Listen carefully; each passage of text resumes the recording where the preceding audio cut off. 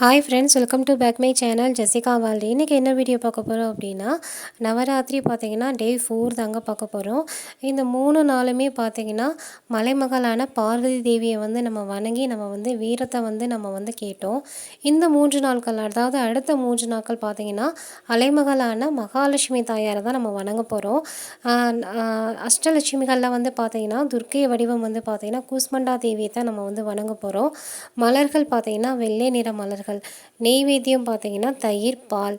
இதனோட பார்த்திங்கன்னா அம்மனோட வடிவம் வந்து எப்படி இருக்கும் அப்படின்னா மகாலட்சுமி வடிவமாக தான் இருக்கும்.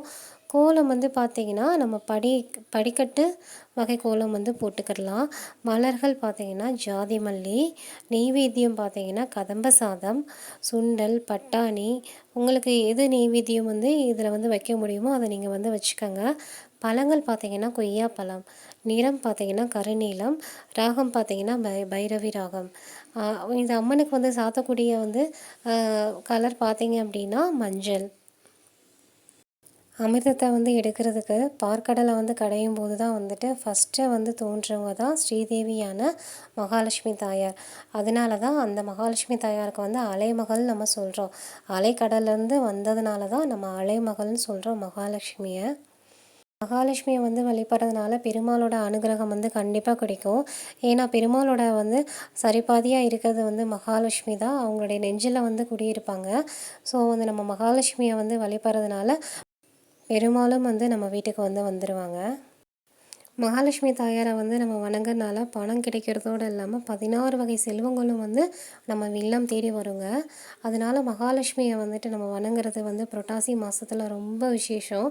புரட்டாசி மாதத்தில் பெருமாளையும் லட்சுமியை வந்து வணங்குறது வந்து ரொம்ப ஒவ்வொரு நாளும் ஒரு குறிப்பிட்ட துர்கா ரூபத்தை வந்து வழிபட்டு அவங்களுடைய சிறப்பு மந்திரங்களையும் உச்சரிக்கிறது மூலம் நவராத்திரி விரதத்தை வந்து நிறைவு செய்யலாங்க. அதன்படி நவராத்திரியோட 4ஆம் நாள் பார்த்தீங்க அப்படின்னா நம்ம துர்கா தேவியான கூஸ்மண்டா தேவி அந்த வடிவத்தை வந்து வழிபடக்கூடிய நாளாக சொல்கிறாங்க. இவங்களுடைய முக்கிய மந்திரம் பார்த்தீங்கன்னா கூஸ்மண்டா தேவிக்கு ஸ்ரீ தேவி கூஸ்மண்டாயை நமக அப்படின்னு சொல்லிட்டு இந்த மந்திரத்தை வந்து தினமும் 108 முறை வந்து உச்சரித்தாலே வந்து சக்தி, படைப்பாற்றல், அப்புறம் பார்த்திங்கன்னா நிறைவான வாழ்வு இது எல்லாமே கிட்டும்னு சொல்லி நம்பப்படுதுங்க.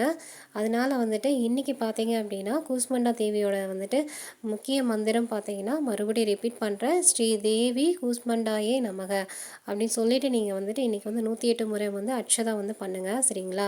இன்னொரு நல்ல வீடியோவில் உங்களால் மீட் பண்ணுறேன். அது வரைக்கும் நம்ம சேனலை வந்து சப்ஸ்கிரைப் பண்ணாதவங்க மறக்காமல் சப்ஸ்கிரைப் பண்ணிட்டு பாருங்கள், சப்போர்ட் பண்ணுங்கள். நீங்கள் கொடுக்குற ஒவ்வொரு சப்ஸ்கிரைபரும் எனக்கு அன்றைக்கான ஒரு மோட்டிவேஷன் தான். ஸோ மறக்காமல்